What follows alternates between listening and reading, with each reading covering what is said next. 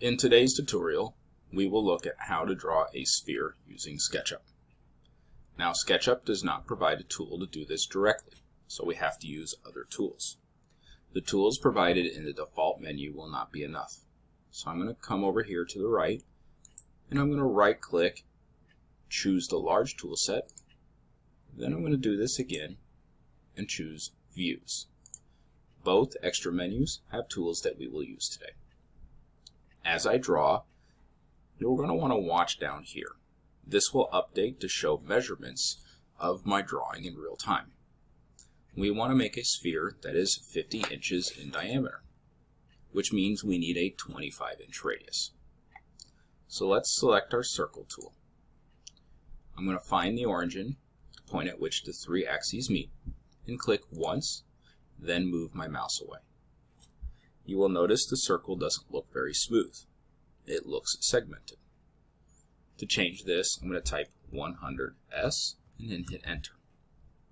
This makes a 100-sided polygon, which looks smooth enough for our eyes. Now, I want a 25-inch radius sphere, which means I need to make the radius of this first circle larger. The size doesn't matter, so I'll just start here at 51. Click and I make my circle. Now I'm going to select the cursor tool, and I'm going to come back here and holding the middle mouse wheel down, I'm going to drag my view to make a nice shallow view with that green line pointed away. This will help with the second circle we need to draw. So I'm going to pick my circle tool, come to the origin, and you'll notice that green half circle. We want that. That means the second circle will be perpendicular to the green axis. I'm going to click once and move away. If your circle did not maintain the 100S smoothness, go ahead and change it now. Mine did, so I need to select a 25-inch radius. To do that, I'm going to type 25, enter. There's the circle I want. We're going to turn this circle into our sphere. Let's move my angle a bit to make it easier to see. And I'm going to select this larger circle. The polka dots that are seen inside mean it has been selected. I'm now going to use the Follow Me tool. This will take an object that I select and turn it into a 3D object following a path of my choice.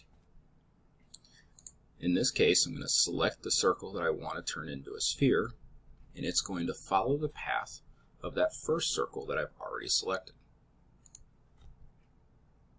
And there we see our sphere. Go ahead and ignore the warning. It's not important for this. I'm going to select my eraser tool because I want to get rid of this. So I'm just going to click and drag my eraser across, and it's gone. Now, to make sure that my sphere is smooth enough, I'm going to zoom in a little bit, and I'm going to change my views and just look to see, does it maintain its shape in each of the views. For example, let's say in the top view, instead of a smooth edge, we see a segmented edge, kind of like this. Well, that means a 100S command was not used when drawing that first circle. So make sure you check your views to see if any corrections need to be made.